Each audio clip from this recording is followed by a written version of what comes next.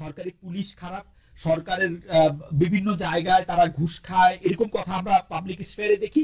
সরকারের সবকিছু খারাপ, শুধু সরকারি চাকরিটা ভালো। এটা কেমনে, মানে এটা কেন এরকম? ওই ওই যে সবকিছু খারাপ বলেই সরকারি চাকরিটা ভালো।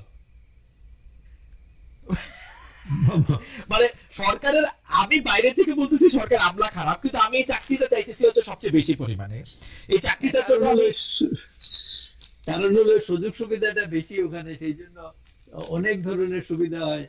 এবং যেমন গত কয়েক বছরে তো সরকারি কর্মকর্তাদের, পার্টিকুলারলি বিসিএস অ্যাডমিনিস্ট্রেশন অফিসারদের যে গাড়ি টাড়ি এই সমস্ত অনেক সুযোগ সুবিধা দেওয়া হয়েছে, প্লট দেওয়া হয়েছে বিভিন্ন ব্যক্তিকে।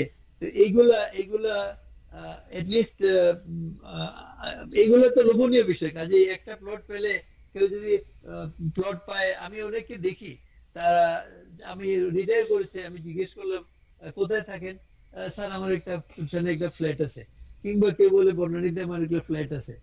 আমি খুব মানে আমোদ আমোদ এটা গুলশান বর্ণালীতে তো আমি খালি সচিবদের বাসাটা সেই দেখি, হয় সরকারি বাসা নাইলে প্রাইভেট বাসা। কিন্তু না, সরকারি বাসাগুলো তো গভর্নমেন্ট মানে হয় না, সরকারি বাসার বাইরেও মানে নিজেদের বাসা, মানে আমি বলতে চাইছিলাম যে হয় নিজেরাই থাকে অথবা ডেভেলপার দিয়ে 10টা ফ্ল্যাট বানায় 5টাতে মিলা থাকে, ওরকম দেখতেছি। কিন্তু আমি যেটা বলতে চাইছিলাম, আমি যেহেতু এদিকে চাকরি আর ওদিকে চাকরিও করছি, আমার ব্যাচমেট যারা এখন সরকারি চাকরি করতেছেন, আমি দেশে থাকতেও তাদের অন্তত দ্বিগুণ বা 3 গুণ বেতন পাইছি। মানে বেতনের দিক দিয়ে তো এটা খুব আকর্ষণীয় চাকরি না। আকর্ষণটা তাহলে আসলে কি? উপরি, যেটা বলা হয় উপরি।